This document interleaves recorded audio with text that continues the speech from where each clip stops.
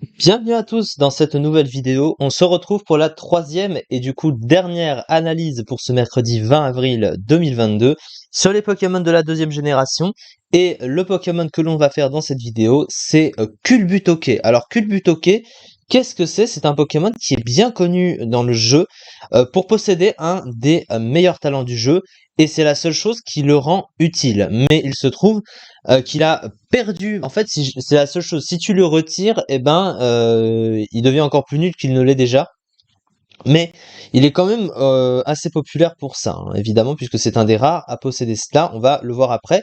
C'est l'évolution de Ok qui est apparue en troisième génération, pardon, excusez-moi. Oui, c'est troisième génération, hein, je dis pas de bêtises. Mais c'est apparu après, mais bon, c'est une préévolution de toute façon pour Ok.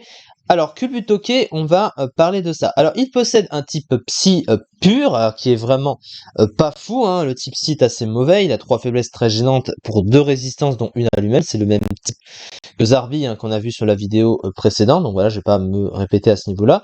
Euh, Au niveau des talents, alors du coup, il possède Télépathe en deuxième talent. Ça, c'est le talent qui va pas nous intéresser. Et puis de toute façon, ça ne fonctionne pas en combat solo. En gros, ça permet. Alors, je vais juste lire les faits en français, pas me tromper. Voilà, en combat duo et multi, le Pokémon anticipe et évite les attaques de ses alliés. Donc en gros, les attaques qui touchent les deux Pokémon en même temps, bah le Pokémon, votre allié ne se fait pas toucher. Par exemple, avec Surf ou Séisme, bah il ne se fait pas toucher votre allié par Séisme ou Surf. Voilà. Donc c'est pas utile en combat solo de toute façon. Mais Shadow Tag, qui est son talent principal que l'on connaît bien, puisque c'est un des meilleurs talents du jeu, Marcombe en français, c'est un talent possédé par Cinderella ou Mega Ectoplasma notamment. Qu'est-ce que c'est? Eh ben en fait, ça empêche tout simplement le Pokémon adverse de switcher. Et ça, c'est extrêmement fort évidemment, parce que si l'adversaire ne peut pas switcher son Pokémon, eh ben il est complètement bloqué et tant que le Pokémon utilisant un talent n'est pas mort, eh ben il est condamné à rester. Alors, c'est extrêmement fort, évidemment, c'est un des meilleurs talents du jeu, mais c'est pas vraiment adapté parce que le Pokémon en lui-même est très mauvais. Alors autant sur Mega Ectoplasma qui a complètement un Pokémon complètement cheaté parce qu'il y a des stats incroyables, hein, des stats d'Ectoplasma en mieux, hein, en beaucoup plus fort et beaucoup plus rapide. Là, c'est beaucoup plus fort. Mais pour un Pokémon comme Culbutoke, eh ben c'est mauvais. Il a été banni en Uber avec ce talent parce que ce talent est cheaté, donc malgré lui finalement. Mais à côté de ça, bah le Pokémon, il est merdique hein, au possible. Hein. Vous voyez les statistiques, il a 190 en PV qui lui fait une grosse base PV, mais derrière, bah, les stats sont mauvaises. Hein. 33 dans les défenses, 33 en vitesse, 58 dans les défenses, donc vraiment, rendez-vous compte que le Pokémon est très mauvais.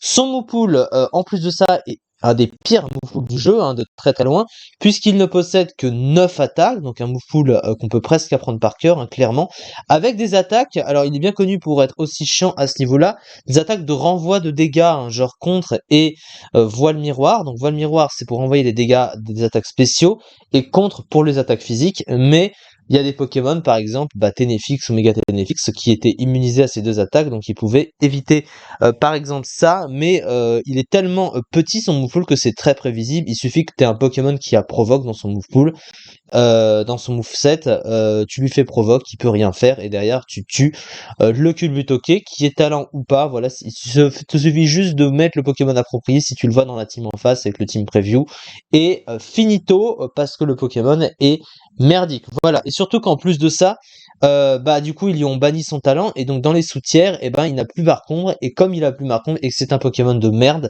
et ben il est descendu très bas dans les tiers, il la 206e place du Zedu, hein, il n'y a pas vraiment de débat de pourquoi il est tombé aussi bas. La fiche stratégique, bah, d'énormes PV, un excellent talent Marcombre. Marcombre disponible uniquement en Uber, le retirant tout son intérêt, des statistiques mauvaises en dehors des PV, un moufou limité à 7 attaques, un type si mauvais défensivement, sensible à sabotage. Donc voilà, globalement, Marcombre est un des meilleurs talents du jeu, mais pas vraiment adapté à un Pokémon aussi mauvais, quand bien même qu'il ait des moves un peu chiants qu'on a pu voir, mais bon, globalement, ça se contre assez vite de nos jours. C'est ça en tout cas pour cette vidéo, il n'y a pas grand chose de plus à dire à ce niveau-là. Et on se retrouve demain pour la suite des analyses sur les Pokémon de la deuxième génération. Merci beaucoup de m'avoir suivi et à très vite.